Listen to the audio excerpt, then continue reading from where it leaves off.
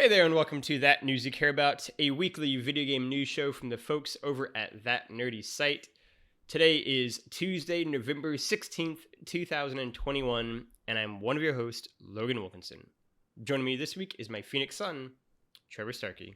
Hello. We delayed the start of the podcast recording a little bit so we could watch the Spider-Man No Way Home trailer. And then we talked Grand Theft Auto for a little bit. And now we're here. Also true. Love a good Grand Theft Auto talk. I think for me, Trevor got a good 10, 15 minutes of GTA 3 thoughts and impressions. Spoiler, I like it still. It's very technical flawed. There's issues, crashes, but the game is fun still. I'm sure you can hear more of my thoughts and read more of them in the coming weeks. But we've got a jam-packed show today. It is always a favorite here at That Nerdy Site and That News You Care About. We got a predictions pod in the can here for you. Myself and Trevor are running through most of the nominations for this year's Game Awards ceremony, running through our predictions. I guess we haven't really talked about this yet. Do we want to say, are we doing, again, like last year, I think, what we want to win, what we think will win? Last year we predicted what we think will win, and we might have just kind of said for the sake of the podcast what we want to win. But we'll do the same thing this year. The thing that gets jotted down in the doc is what we think is going to win. That's what we'll do this year as well. Yeah. Do you have any memory of who won last year or by how much? I'm going to say I won by 1 point. No, it was a tie, I think. It was a tie. One of these is a tie. I'm pretty sure. No, not you're wrong on all accounts. So last year, I have the last year's prediction doc pulled up. We went with 20 different categories last year, and the final score was Logan 11, Trevor 16. Yeah. I beat you by 5 points last year. Some prediction ceremony we've done before has been a tie because we had like a better, maybe an E3 predictions. But wow, okay. I might have been up from there. Might have been like a Dice Awards or something like that. Yeah, I can only go up from there. Hopefully, I mean, well, you could. We're looking at probably another like at least 19 categories today. So you could get worse than 11. Better percentage. Anyway, let's dive right into it. We got no time to waste, Trev. The first category we're going to be running through this pod is Best Debut Game. Again, don't love the name of it, but it is what it is. I am not Jeff Keighley. The 5 nominees for Best Debut Game are going to be, in no particular order, because I've already started this way, The Forgotten City by Modern Storyteller and Dear Villager, The Artful Escape, by Annapurna Interactive and Beethoven and Dinosaur, Valheim by Iron Gate Studio and Coffee Stain Studios. Valheim. Valheim, thank you for the correction, Trevor. I'm going to go with Sable by Shadeworks and Raw Fury, and then I'm going to go with Kena Bridge of Spirits by Ember Lab. Trevor, who do you think is going to win Best Debut Game? So of these 5, I think it's probably between The Artful Escape or Kena Bridge of Spirits. I agree. I think Kena Bridge of Spirits, because it had a little bit more of the like AAA backing of PlayStation, is probably going to take it. But the fact that The Artful Escape got nominated for this and a couple other topics or other categories is like an impressive shout out for a relatively small scale game, like by comparison. But yeah, I think Kena is gonna squeak it out personally. This will be our first disagreement. I'm gonna go with The Artful Escape for a lot of the reasons you touched on. I think that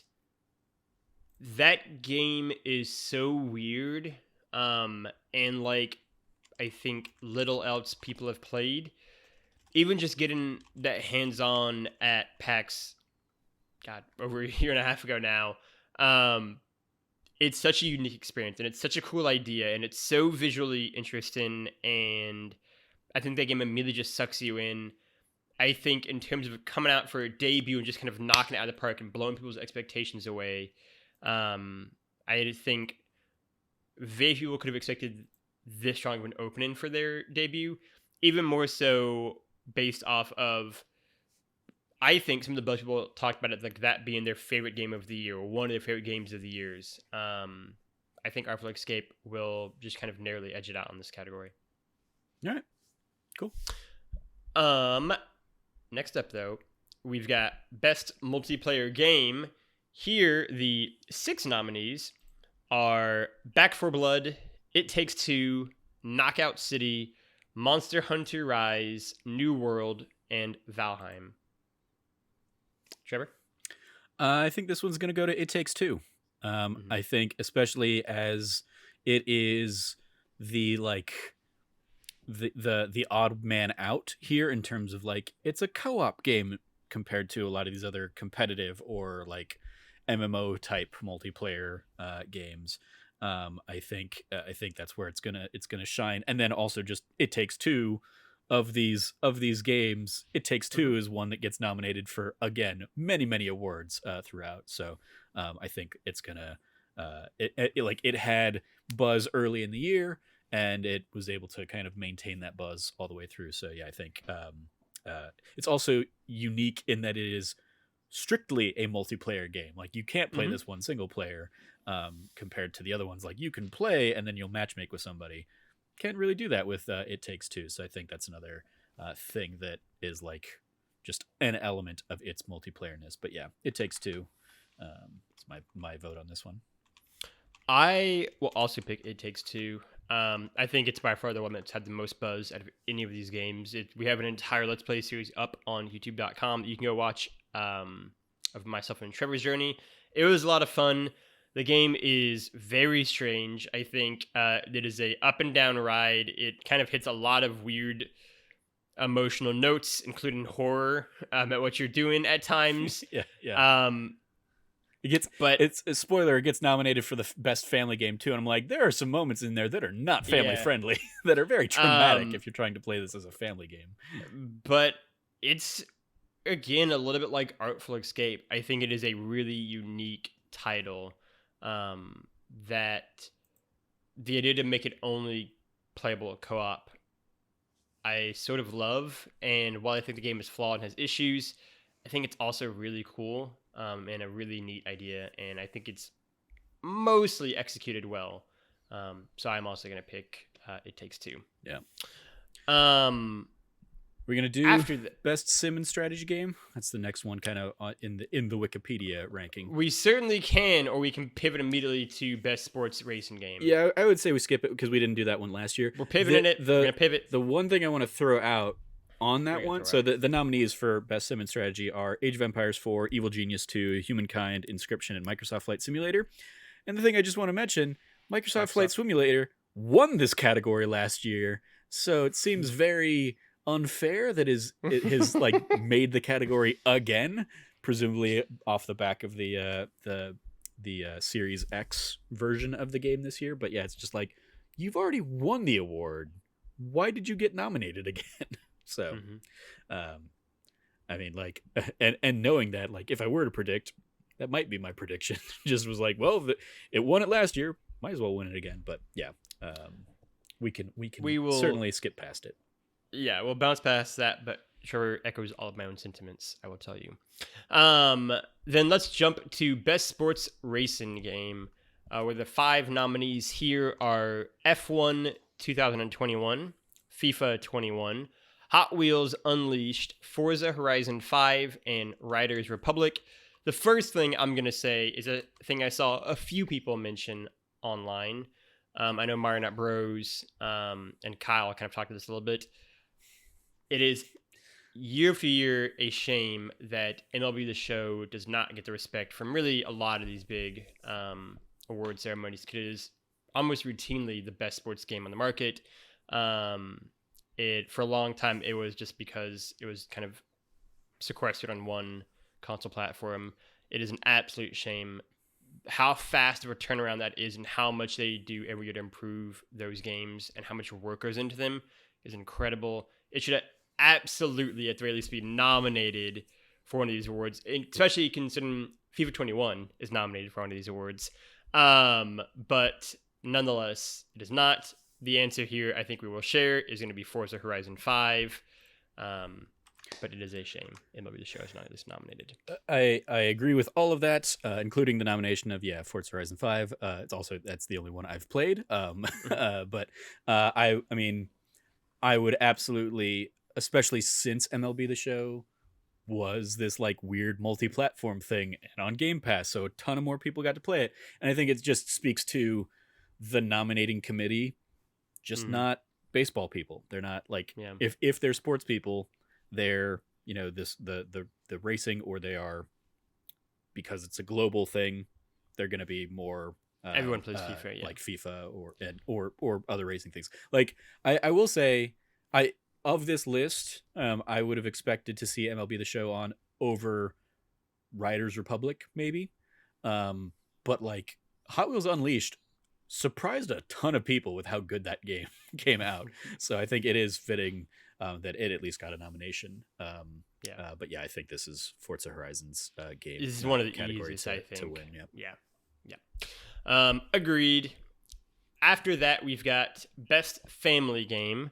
The nominees here are the aforementioned It Takes Two, Mario Party Superstars, New Pokemon Snap, I forgot that was the name of it, Super Mario 3D World plus Bowser's Fury, and WarioWare Get It Together. Trevor, a lot of Nintendo. What do you think is going to be the winner here?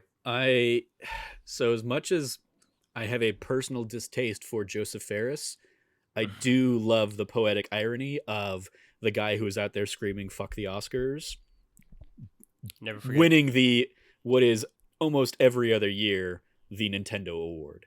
And here again, it's It Takes Two up against 4 Nintendo titles. I think It Takes Two is gonna take it on its merits alone, but also because it would split the vote of like the Nintendo fan base.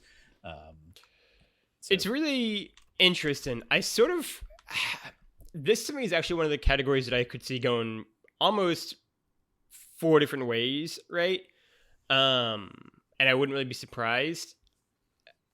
I think there's a lot to be said for It Takes Two having the benefit of being the non-Nintendo game and it being new and it being this cool idea. I think, like you said, it is a family game in an incredibly loose interpretation of that phrase and word. There are some incredibly harrowing moments in that title that belong more in like The Last of Us than a family game. But the problem is I don't know if I really heard any buzz around any of these other 4 Nintendo games to the same level. And I think there is just the likely idea that they just kind of dilute each other's power. So I will inconceivably agree that It Takes Two will probably win Best Family Game at the Game Awards this year, despite it being a family game in a very interesting way. But yeah, it probably is going to win. Yeah, I mean, speaking to the games themselves, like I played New Pokemon Snap. I played it in a weekend and forgot it most of the rest of the year. It was incredibly a disappointing game as somebody who was like excited for it when it finally got announced. And then Super Mario 3D World plus Bowser's Fury is a great platforming thing, but also didn't really do a ton to like. I mean, like Super Mario 3D World is a straight up remake or port, and then the newness of it being Bowser's Fury. Bowser's Fury was fine, but it's a light 3D Mario type game. Didn't really I think set the world on fire. And then WarioWare and Mario Party Superstars are just filling out the category as far as I'm concerned. Largely agree. After that, we're going to hop past Best Fighting Game and on over to Best Role-Playing Game. I'll just, on the Best Fighting Game, I'll give a shout out Do you have something to say? On behalf of Cameron Abbott on the site. I imagine he would have many, many nice things to say about Guilty Gear Strive. That's really all I have to say about that. Sure, absolutely. Shout out to Nickelodeon also getting a nomination there. I love that. Yeah, with the just blatant Smash Brothers ripoff game. Yep, absolutely.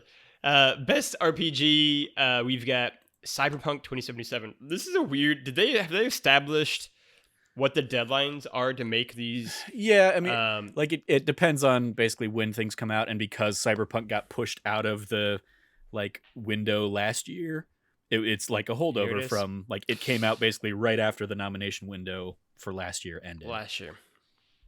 Cyberpunk 2077. You've got Monster Hunter Rise, Scarlet Nexus, Shin Megami Tensei 5, and Tales of Arise. Trevor, who do you think's gonna win? I mean, of these, like the only one I've played is Cyberpunk 2077, and I think there's just so much baggage around that. I agree that I don't think it'll end up winning. Nope. So, like Monster Hunter tends to have a ton of fans on the Nintendo fan base. I heard like fine enough things about Scarlet Nexus, but not a ton. I think Cameron sat down and enjoyed that one. Cameron was talking to me a lot about Tales of Arise on this week's That Nerdy Site show. And I've seen a healthy like buzz around Shin Megami Tensei 5. So I think for me it comes down to like the latter two. And I would no, I'm going to give it to, I'm going to go with Monster Hunter Rise. I think like people really get behind that game, and the fact that it made its way into this list will potentially kind of give it the win this year. But it like I have no real horse in this race. I think it's a competition between Monster Hunter and Shin Megami Tensei. I think that in Monster Hunter's case, I think it's got a lot of diehard fans of that series that just love and support it. In the other case, I don't know if I heard a ton of great things about Shin Megami. I mean, I feel like it was more just like their fans being really intense about like it versus Persona in that battle. I saw more of that on the timeline than actual people talking about how good or not good the game is. But I think that is an indication that its fans are pretty vocal. Ultimately, I could see it going either way. But I will probably say that Monster Hunter had more overall positive things that were said, and less fans yelled at each other over very similar properties. So I'm going to give the edge to Monster Hunter in that case. Cool. After that, we've got Best Action Adventure Game. What a great list of games here.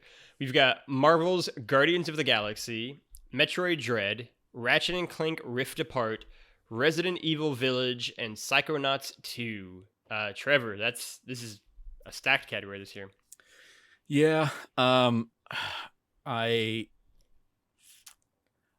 afraid Metroid Dread is going to win because of the rabid Nintendo fan base. Of the two I played, Psychonauts 2 and Ratchet & Clank Rift Apart, like both those are really great. I like Psychonauts 2 has a little bit more recency bias for me, so I probably would put that one above Ratchet & Clank. But even in like my Game of the Year list, I don't know where those are going to fall. I feel like Resident Evil Village like kind of came and went beginning of the year. Yeah. So I'm surprised to see it on this list. And then like Marvel's Guardians of the Galaxy is just like that surprised everybody with how good it is. So I don't like everybody went into that one expecting a little bit and then were blown away by like what it actually was.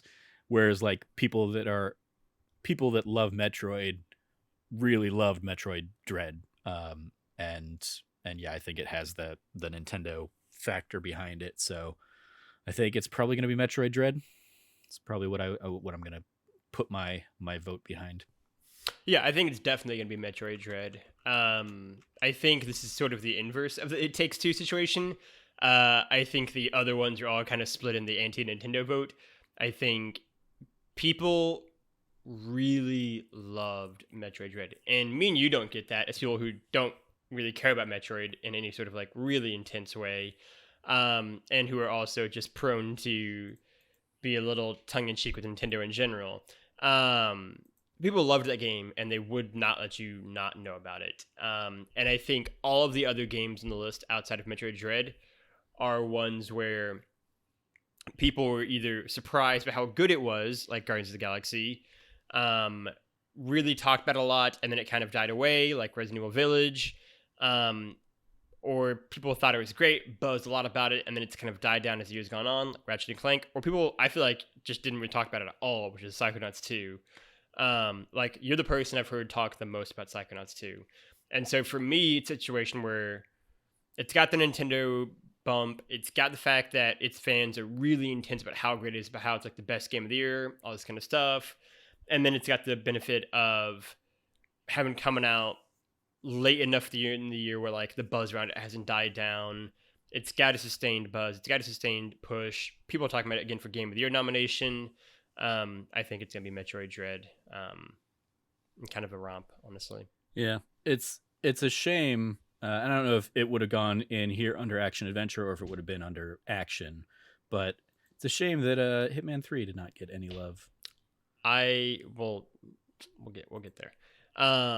But it is absolutely a tragedy. After that, we've got Best Action Game. Here we've got Back 4 Blood, Chivalry 2, or Cavalry 2, probably actually how you're going to pronounce that. No, it's Chivalry. Okay, see, I was wrong. Deathloop, Far Cry 6, and Returnal.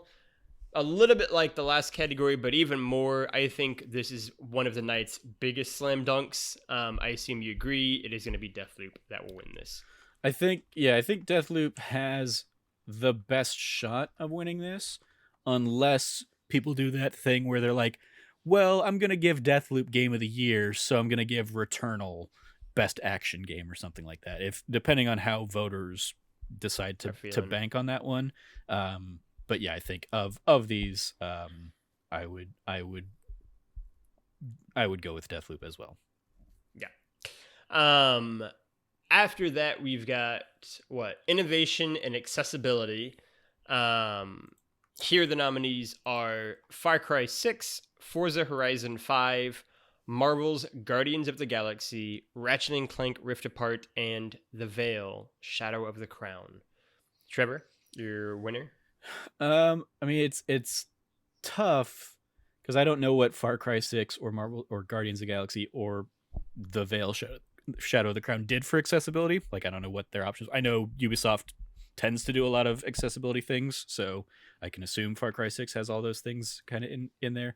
And I just don't I don't even remember what Ratchet and Clank had for accessibility. I mean, they definitely had a lot of accessibility things. I remember they were doing like blog posts about their accessibility options before it came out. And then Forza Horizon 5 did the same thing. And having hopped into Forza Horizon 5 most recently, Xbox, they did this with Halo Infinite now too, in their multiplayer kind of suite of it, at least. Like, before you even get into the game, it's like, here's the accessibility menu of a myriad of options for you to go through, which is great for everybody. that is becoming more and more a norm. Back when we were talking action adventure, like in the back of my head, I'm thinking like, oh yeah, but Metroid Dread also had that whole like difficulty accessibility debate going on for it because Nintendo's just notoriously shitty for accessibility in their games.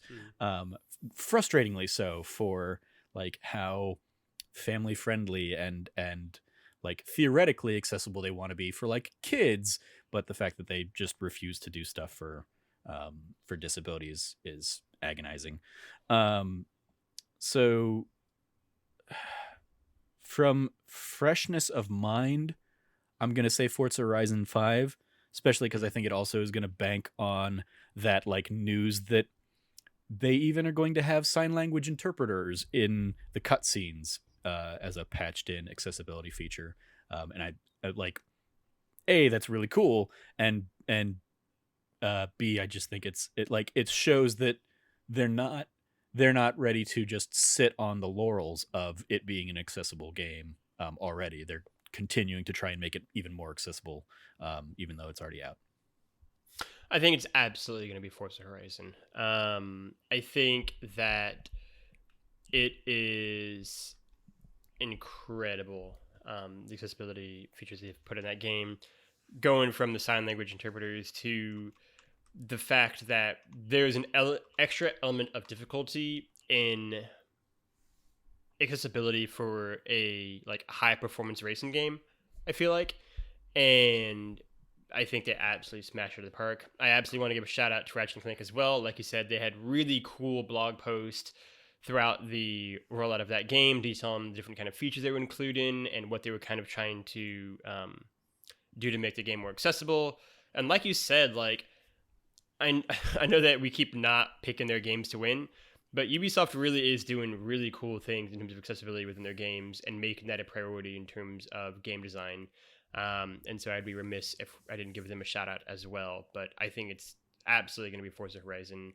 I think deservedly so. That I think is a really cool thing that, like you said, they are not just resting what they've already done in terms of accessibility features in the game. They're constantly upgrading and updating them as the game evolves. I'm really curious now what the Veil Shadow of the Crown did for accessibility in terms of their suite, because it's a game I'd never heard about prior to today.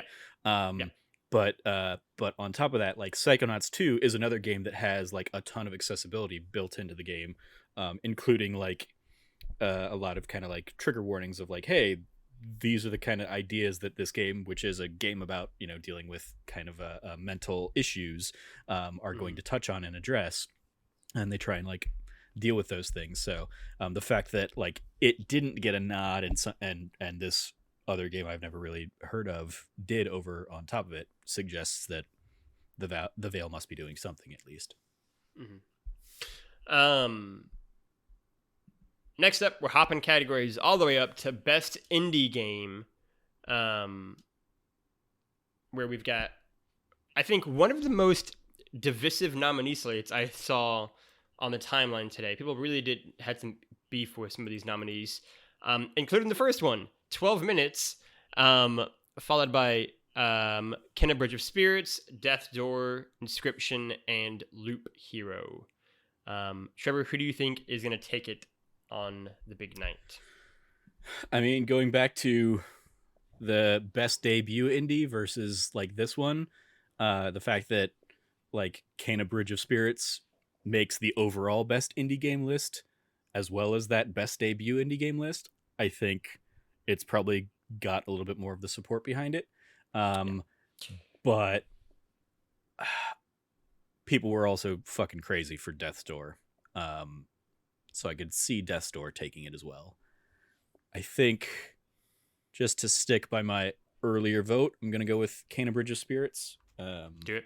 But yeah, I will not be surprised if Death's Door ends up winning this. I think it's going to be Bridge of Spirits. I think people seem to be really surprised that Inscription and 12 Minutes made the list over other games. I think Bridge of Spirits is certainly the favorite to win. I think it could lose, it could stumble, particularly if people try to split their votes for it in other categories, but I don't really think that's going to be the case. I think this is maybe the spot where it can really shine. So I expect it to win for best indie game.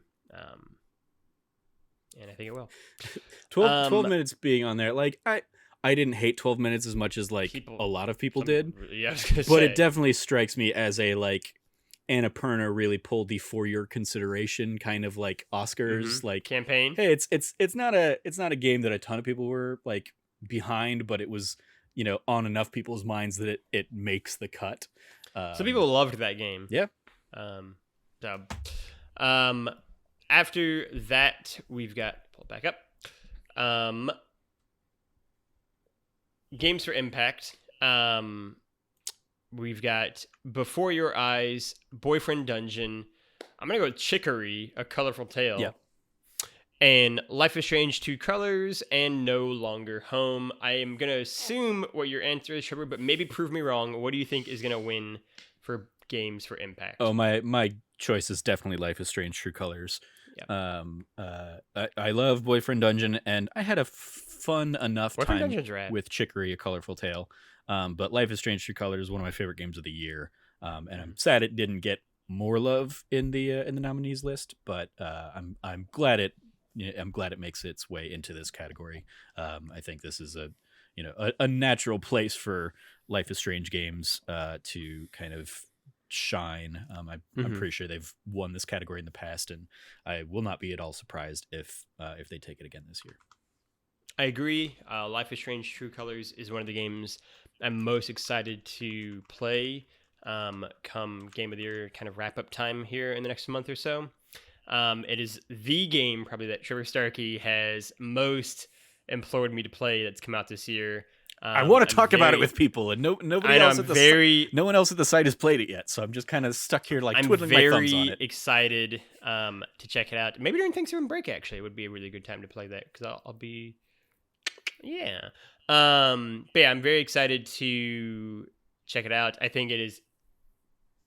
I don't want to say easily, but I think it is the strong frontrunner to win in this category. And like you said, deservedly so. I think Life is Strange games, if they do one thing really well, I think it is crafting human, flawed, beautiful characters and stories. And so they can definitely hit with a hard impact, as prior Life is Strange games have done for me and so many others. So I expect it to be the winner on the big night. After that, we've got best performances. We have got Erica Morai as Alex Chin, or I'm gonna go with that. I think all that is correct. I think Erica Mori. Erica Mori. Yeah. Okay, I can see that. And Life is Strange True Colors, we've got Juan Carlo Esposito as Anton Castillo. Giancarlo Esposito. What'd I say? You said Juan Carlo. Oh, yeah, okay. In Far Cry 6, we've got Jason E. Kelly as Colt Vaughn in Deathloop. Maggie Robertson as... I always get it. Lady Dimitrescu, I think is... Lady Dimitrescu? I think that's... I've heard a lot of different pronunciations, so that's what we're going to say. Lady D in Resident Evil Village. And... Now let's place Jason and Maggie. And then... Uzima... I'm gonna say Ozioma. Uzima? Akaga. Yeah, Ozioma Akaga. As Juliana Blake in Deathloop. Yeah. Trevor, who do you think's gonna take it? So I mean, this is a tough one, because I know who I want to take it. Obviously, my Life is Strange True Colors, wearing that on my sleeve, continue to. Maggie Robertson as Lady Dimitrescu. I feel like the internet's fascination with that character rose up long before she ever said a word. And I certainly didn't play the game, but my understanding is she's not a huge part of that game when all is said and done. She's very much kind of like she's in there, like she's the first big bad you face off against or whatever, but she's not the big bad of the game, right? So that just seems more like the internet meme of it than necessarily the best performance. Whereas Colton and Juliana from Deathloop, I think that's very much a two-hander. It's interesting because Colt is very much just your avatar player character, and he says kind of whatever you experience throughout the game, versus Juliana, who's also kind of reactionary like that. It's not like you have a ton of cutscenes together between the two of them through that game. So it's a weird go for best performances. And then Giancarlo Esposito, I think I don't want him to win, but I think he's going to win. No, he won't. That's a terrible nomination. I think I haven't heard anyone have any buzz about Far Cry 6 in general, really, but let alone I think he is a big name. He got a nomination because he's got, I'm sure, great moments in that game. But I think there's almost in fact, I think he's by far the least likely to win of any of these 5 nominees. I think because I think sort of the opposite of your point, where the Deathloop ones are kind of weird, right? And I think it'd be super cool if Erica won for Life is Strange True Colors. I'd even playing the game. But I think Maggie Robertson is the front runner by far to win this game. I think Lady D's got such a weird, I don't really understand people who just like love that character, right? And like even if ultimately in the game she's like the first big bad you fight in like the first act of the game, her presence definitely dominates that entire game, right? Like pretty much everything that I saw and that I experienced playing the game as well would kind of come to the conclusion that like the game never really gets its villain footing right after she leaves, right? Like she felt like someone who maybe should have been saved for longer in the game. Like she's got a very outsized personality and appearance, and even though she makes sporadic appearances, when she does pop on screen, she's great, and that does include her obviously vocal performance with Maggie Robertson. So I think that is the front runner, and then I would say Erica would be like a really cool surprise if she won. Yeah, I'm still gonna go with Giancarlo Esposito. I don't want him to win, but I think that name recognition, I think the like his star power, much like I'm pretty sure it was Mads Mikkelsen for Death Stranding one a few years back, right? Mads Mikkelsen's great. I'm looking that up. Yeah, Mads Mikkelsen beat out like Laura Bailey, Ashley Birch, even Norman Reedus in that game. So I think there is a potential, especially what a weird game. I mean, like there's also this weird element, and I'm sure this doesn't skew the votes or whatever, but like the fact that Keeley has interviewed Giancarlo Esposito in multiple of his events over the last year, like it's weird to not think that like will have some kind of factor, and that like, oh, he'll probably be at the Game Awards on the off chance he wins or something like that. So yeah, I think he's gonna take it. And to your point again, I think the internet's fascination with Lady D is completely bereft of like the actual performance. Like when people talk about that character, they talk about the appearance and the look of that character, not the performance of that character to me. Like the memes were all around, step on me, queen, boss lady, or whatever, long before we ever saw any cutscenes from her or whatever. It was just like they saw her in trailers and were like, ooh, crazy, like giant vampire lady. Yes, please. And so, yeah. But I like, again, my personal pick would be Erica Mori as Alex. I think Alex is an incredibly beautiful character, wonderfully fleshed out. In fact, I would have loved to have seen more Life is Strange True Colors included in the nominations here, because I think there are a few other incredible standout characters from that game that it's one of those things that makes me sad that the Game Awards only has a single best performance category as opposed to like a best lead performance and a best supporting performance. Agreed.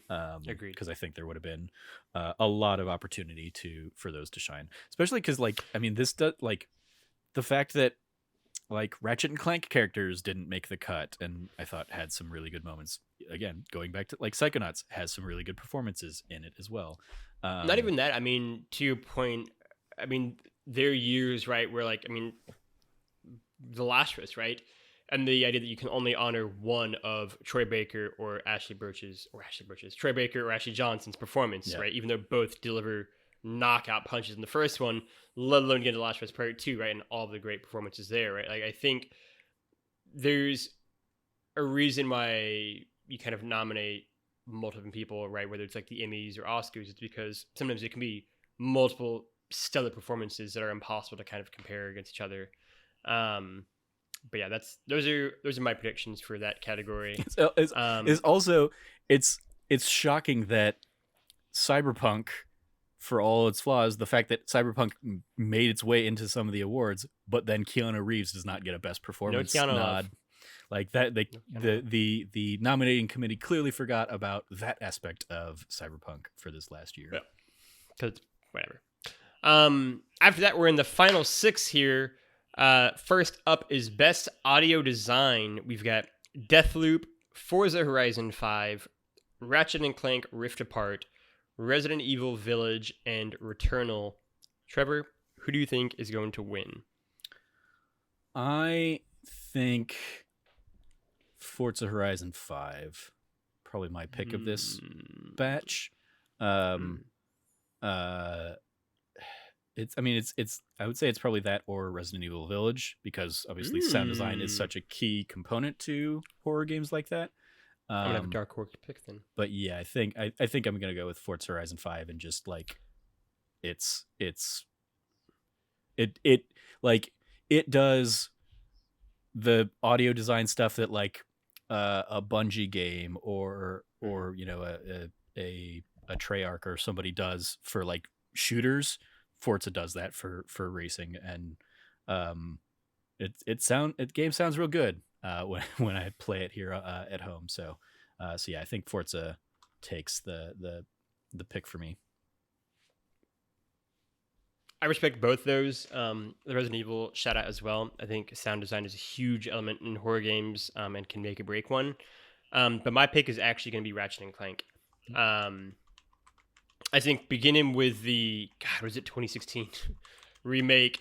They've just nailed, I think, the audio side of things in those games, from different weapons firing, explosions, kind of the destructible environments, all the small kind of background noises. Like, I think they nail audio design in those games so well, and it just puts you in that world, and this kind of cartoonish, larger than life, ridiculous world universe that is.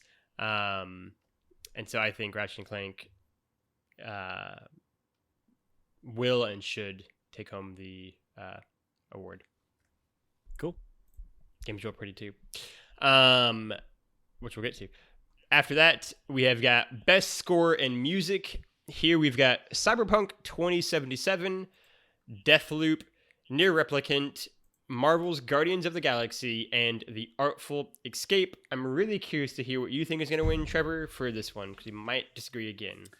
I think this is where The Artful Escape can shine. I think up against these, like, especially because like Marvel's Guardians of the Galaxy, as I understand it, is largely like 80s rock soundtrack. So like, I don't think that should get celebrated in the same way that like a score and music kind of category should be, like original music versus just being like, we're going to bank on a lot of nostalgic hits. I know there's a diehard fan base out there for every Nier soundtrack that ever comes out. Deathloop had like a cool vibe to its design, and it's in its soundscape, being that it's like set in like a 60s kind of vibe, but like the music didn't really stick with me. Admittedly, music in games oftentimes doesn't stick with me, but the fact that you are an interactive element of the music in The Artful Escape, I think, is what is going to give that one the extra edge. And so that's what it gets my nod. I 100% agree. I think the way that game blends visuals and audio design is brilliant. I think the way that you are an integral part of it is, I think Artful Escape is rad. I think it definitely is going to win here. I think it's going to be a strong contender. Spoiler alert for the next category we're about to do as well. But I think this is like such a perfect place to award that game, for the way it was able to blend so many different elements of visual and audio design together. So my pick is also going to be The Artful Escape, which then segues us into, speaking of best art direction, which we've got Deathloop, Kena Bridge of Spirits, Psychonauts 2, Ratchet and Clank Rift Apart, and The Artful Escape. Trevor, who's taking home the big prize? So while I love The Artful Escape's design aesthetic, I think this is another one of those places. I think Deathloop, given the other like love that Deathloop has in here, I think one of the key elements of like Deathloop is the look and design of Deathloop. And again, going to that like 60s aesthetic and the island and how the island changes depending on like what time of day you're at and all that stuff. I think Deathloop is probably going to get my vote here. Yeah, I think this is when Deathloop starts to run away with the night, if I'm going to be honest. That's kind of a tease to my next three picks as well. I think Deathloop is going to win here. I think this is kind of a nice little tease at where the night's going to start going. And also because I think the game is really visually interesting and creative and colorful and vibrant and all the things you'd want from a best art direction game. I think all the nominees this year are great. I think the Artful Escape could win this, and I'd be really happy. I think Ratchet and Clank could win this, and I'd be really stoked because I think that game is beautiful, and kind of amazing. But I think it is definitely going to be Deathloop, and it's going to start kind of pulling away at this point. Which leads us into kind of the big three of the award ceremony, if you will, with Best Narrative up next. And here we've got Deathloop, It Takes Two, Life is Strange, True Colors, Marvel's Guardians of the Galaxy, and Psychonauts 2. Trev, is this Life is Strange's big moment of the night? I think of this list, yes. I think it has the potential to be. Because Deathloop and It Takes Two, the story is not necessarily the strong point of those games. The narrative is not the strong point of those games. It is the gameplay, and especially in It Takes Two, it is like the ever-changing gameplay of that game. Mm-hmm. And in Deathloop, it is the adventure sim nature that Arcane is just at like among the best in the game. But the narrative itself of those two games doesn't really stand out to me in a particularly engaging way. Like Deathloop, there's a lot deep there if you want to like dig for it in the notes and all that stuff as well. But I think Life is Strange tells you a story. It tells you a gripping story across 5 episodes, with incredible characters. And of course it has that like choose your own adventure aspect of a Life is Strange game. Marvel's Guardians of the Galaxy might be a surprise hit on this one. That is an aspect that people have like really talked about when they've talked about how surprising they've enjoyed this. Is they're surprised in how much they love the characters and the narrative of this game, especially in contrast to maybe the MCU Guardians. And then Psychonauts 2, I think, has a great story. I do think it maybe is a few hours too long for its narrative, but it's good, and it's certainly like it was very welcoming as somebody who didn't play the first game. It's still like I didn't feel left behind for not having played it in Psychonauts 2. But yeah, I'm gonna put my hopes and dreams and my prediction behind Life is Strange True Colors on this one. Do it. I'm joining you. I'm on the Life is Strange bandwagon, even if I haven't played the game, this particular one. I think this is a dope place to reward it for its achievement. I don't necessarily know if I think it's going to win because I don't know how much buzz it's got around it, but I think the people who have played it have all pretty universally really dug what it was doing. And I want to see that rewarded, and I want to see its kind of brave storytelling approach rewarded and encouraged. And so I'm also going to pick Life is Strange True Colors for best narrative, and just kind of cross my fingers. I hope that was what wins. After that, we've got Best Game Direction. Here the nominees are Deathloop, It Takes Two, Ratchet and Clank Rift Apart, Returnal, and Psychonauts 2. Trevor, who's winning? I mean, I think this and the top one are probably a 2-horse race between Deathloop and It Takes Two. And it just, at least, I mean, based on kind of the buzz I've kind of heard around the industry on this. So like, yeah, I like, obviously Deathloop came out and was immediately, because we were far enough in the year, everybody was like, Game of the Year contender.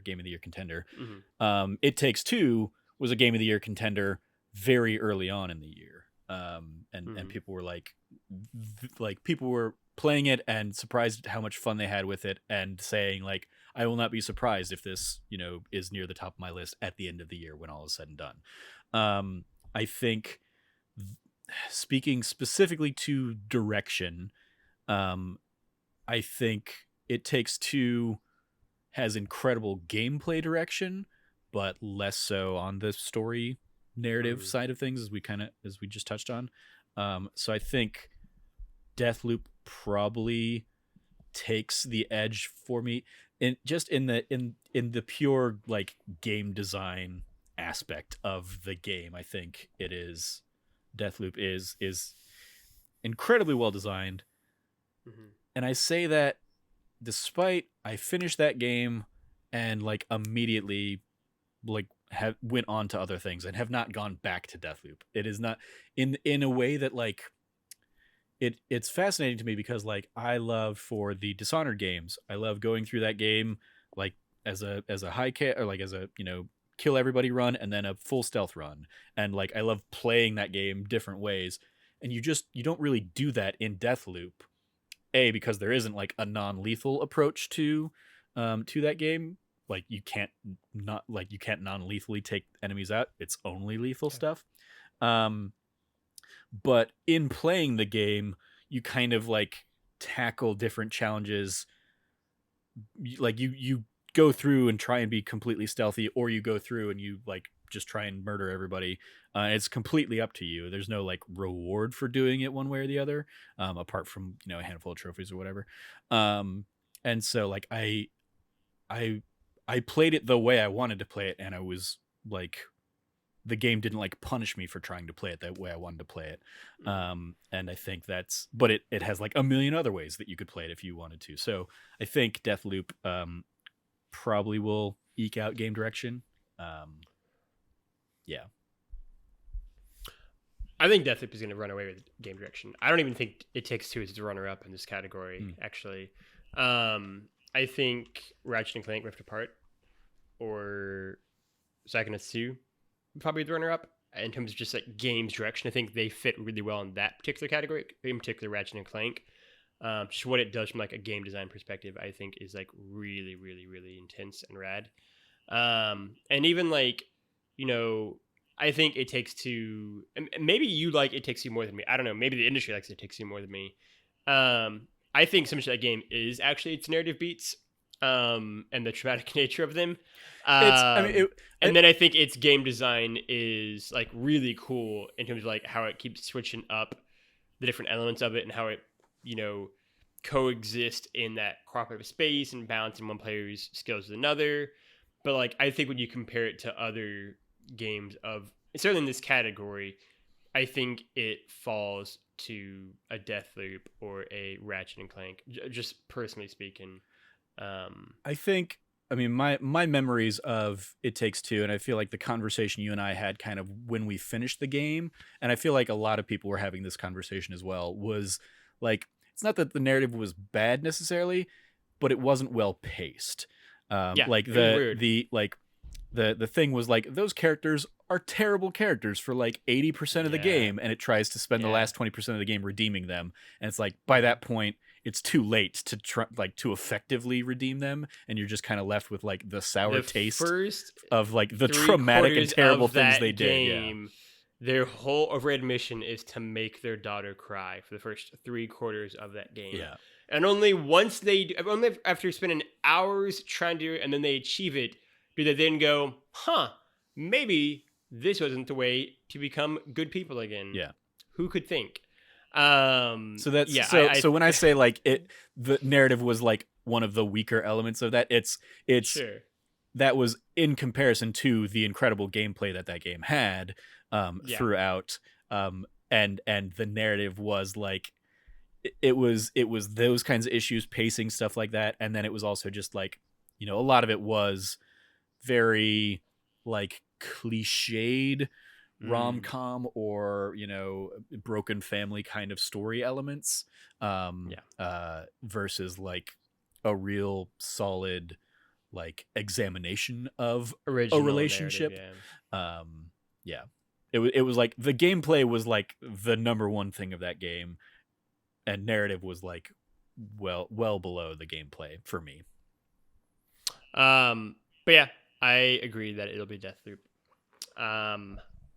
Finally, that takes us to the big award of the night, Game of the Year. The 6 nominees for Game of the Year are Deathloop, It Takes Two, Metroid Dread, Psychonauts 2, Ratchet and Clank Rift Apart, and Resident Evil Village.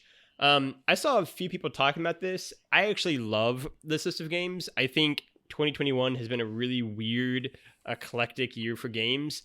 And like, not in like a shitty way, people have to say that because you have to talk about some of the good games that came out this year. I think it's been a really interesting year for games, and that there aren't really any heavyweights, but there are a lot of just really great games. and I think this list defines it so well. I think personally, I look at this list of games and say Deathloop is, I think, the clear favorite to win. Not that any of the other ones couldn't beat it, but I think Deathloop is the favorite going into the awards night itself.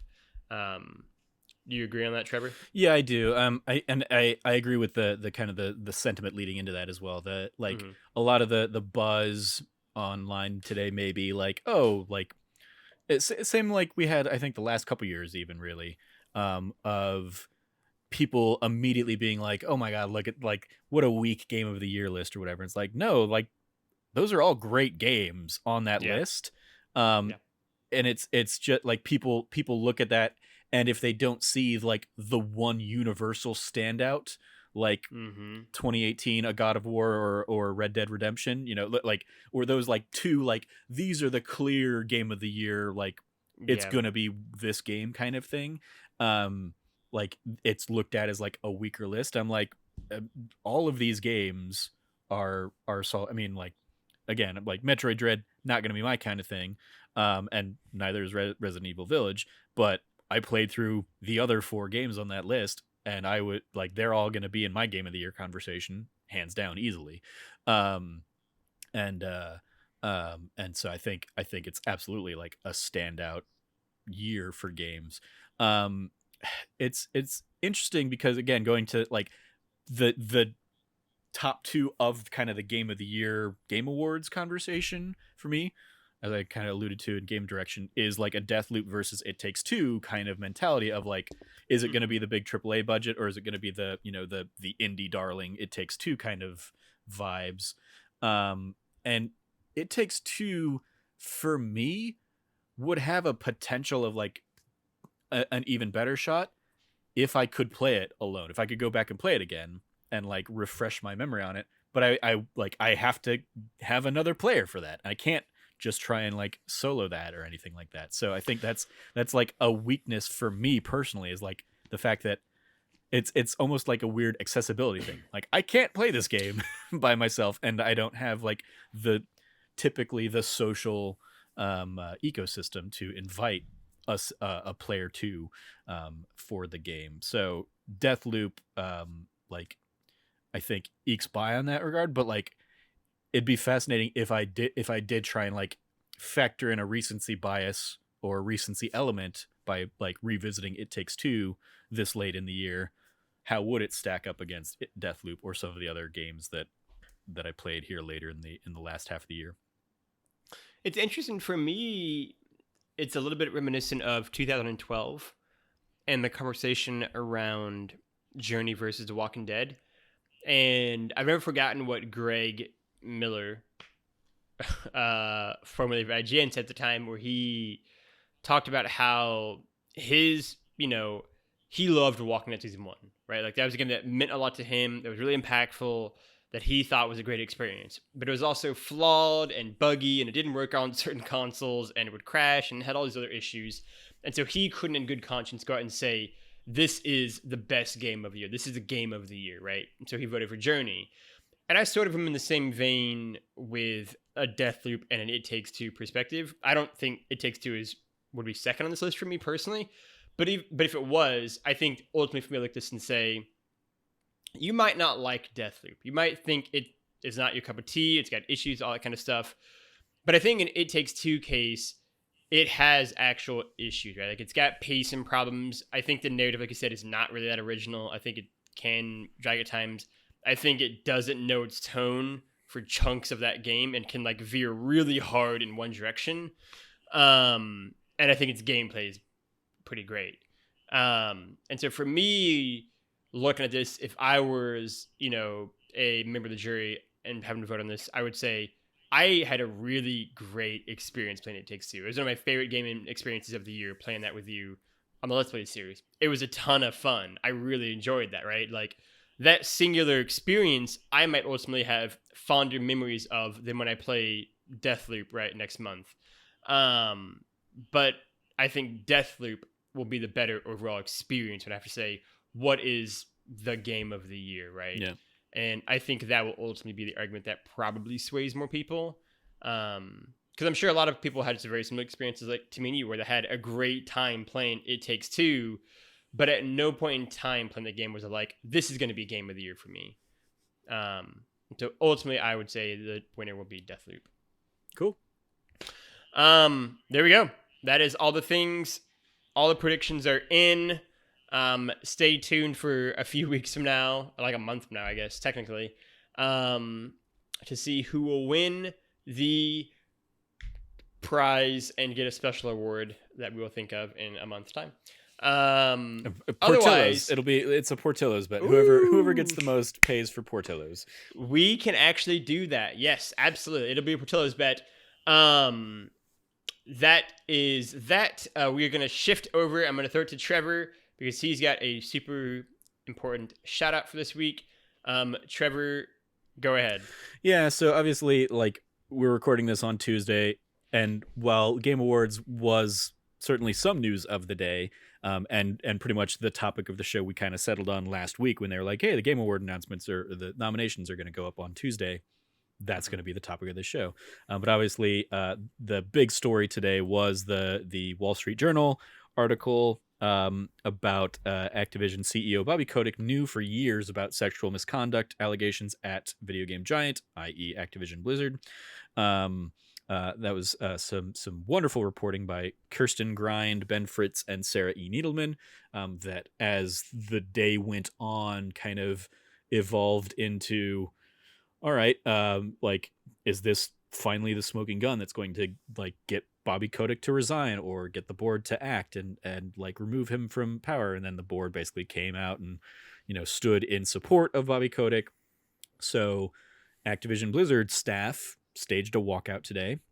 So there's some additional kind of shout out ancillary stories there from Polygon, including an Activision Blizzard workers walkout call for CEO Bobby Kotick's resignation article by Nicole Clark and Nicole Carpenter of Polygon that I will include in the notes, as well as an opinion piece from Chris Plante over at Polygon saying Bobby Kotick must resign, basically kind of like largely recapping the events of the day, as well as the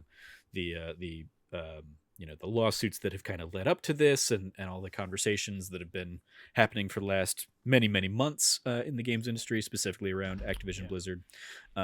So yeah, didn't want to, like, knowing that we were going to be talking about predictions, we didn't want to like tackle that first and then be like, all right, now let's pivot into, the fun world of predictions. But, it's not that we didn't want to highlight this issue in the industry that continues to be an issue in the industry. But there was also an aspect of, we've recorded multiple episodes that are basically boil down to fuck Bobby Kotick, fuck Activision Blizzard leadership, and didn't know how much there was to really add to that conversation. But of course, we still want to shout out the incredible articles and reporting that is being done around that story and that ongoing saga as it continues. And yeah, I mean, like, I would love to see Activision Blizzard employees get together and evolve this walkout into a full-blown strike until Bobby Kotick is removed from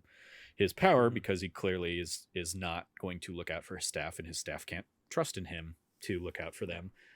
So until kind of the head of that organization is gone, other nothing else is going to really change.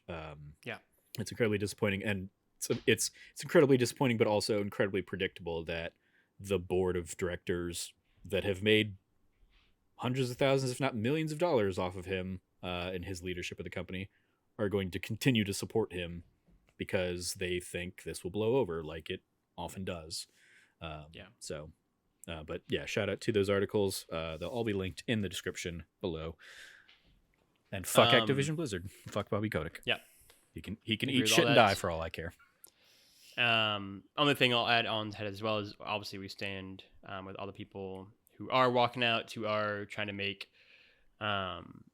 real change with both within that company and outside of it. And yeah, I wish I spent a lot of the day today wishing that my friends that are currently employed at Activision Blizzard find an opportunity with a better company as soon as possible, so they can get out of under the thumb of that continuous stress and frustration of knowing that while your department might be great and your like immediate supervisor might be great, like that only does so much for the corporate culture of the organization. And it's maddening having executives like that are just shitty power brokers.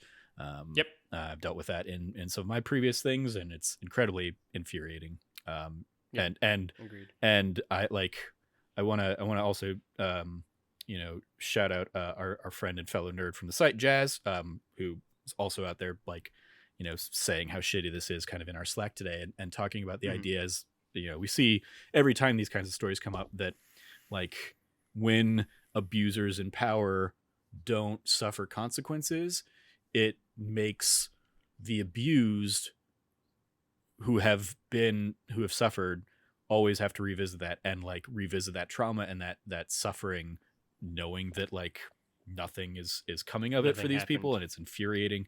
And I, in the smallest of ways, suffer that as well because of shitty CEOs that I've dealt with in the past that have kind of pulled that shit, or just shitty like store managers or stuff that like take their little fiefdom of power and use it to abuse people. And I'm obviously incredibly fortunate in that it has not been in a like sexually abusive or sexually harassed kind of way. But I see shit like this go down, and I see boards immediately jump to protect a guy, and I immediately think back on my own experiences of like where I was like shown a door, and like had my own like career in a community kind of threatened if I tried to speak up or do something like that. And it's incredibly infuriating knowing that people are dealing with that and suffering and continuing to suffer with that at Activision Blizzard, as well as many other places, obviously, like Ubisoft, another one that still largely has not kind of had any kind of resolution off of their issues from the last year and a half. But like staff at Ubisoft, staff at Activision Blizzard are out there basically demanding for the resignation from their heads because the issue needs to be cut off at the head. And they're private companies, so it's how likely is it that that's going to happen? Who knows? Yeah. Agreed with all of that, and everything Trevor just so eloquently said. And with that is the show. If you like what you heard, you can go support us over at youtube.com/thatnerdysite. Hit the subscribe button, like and share with your friends. Have the videos playing in the background while you do your geometry homework. You can also go find us on your podcast server of your choice. Rate and review us on iTunes. Help bump it up in the algorithm. It really does help. And you can also go over to thatnerdysite.com and check out all the latest reviews, features, op-eds, previews, and podcasts go live there pretty much daily as well. Otherwise, you can go find Trevor at Trevor J. Starkey on the internet. Anything that you want to plug or shout out, Trevor? Shout out to this week's Let's Plays over on youtube.com/thatnerdysite. On Tuesday it was Airborne Kingdom, which actually ended up like jumping the queue on another Let's Play that I had already recorded because Cameron told me about this game in our That Nerdy Site show this week, and I was like, I immediately want to check this game out, and so I sat down and checked out Airborne Kingdom for Let's Play, and then the Thursday Let's Play this week is going to be Unpacking, that I sat down and played on Xbox Game Pass. So and that one is just like, I mean, it is probably an incredibly boring Let's Play because it is just me moving things around. I'm not like, it is the most chill and like low key Let's Play I think I've ever recorded, because I'm just like, yeah, I'm just kind of unpacking things in these bedrooms, and very like, just kind of, it's a very Zen-like kind of game. But if you want to watch about 45 minutes of that, you can go watch 45 minutes of that. You can go find me at LeftyLogie at LeftyLogie on the internet, LOGGY. I will echo both of those shout outs for Trevor. as well as the last 2 episodes of That D Plus show that saw Trevor and Cameron and Frank, and for one of the episodes, Christian. Both. He was on both of them. He on both episodes go over Star Wars Visions episodes 4 through 6 and 7 through 9, and finish up that series. Again, always a fan. People talk about Star Wars. Shout out to Kathleen Kennedy. She got the bag and is going for another 5 years at the company. So we'll see how that goes, because it's been a very up and down ride. Shout out to not having any more live action Star Wars movies on the docket for a while. Creative differences, man. That'll do it. So go check out all their thoughts on Star Wars Visions. TV works really well for Star Wars right now. And then you can go find That Nerdy Site at That Nerdy Site all across the internet. For myself, for Trevor, for all of us here at That Nerdy Site, play your games and please be good to each other.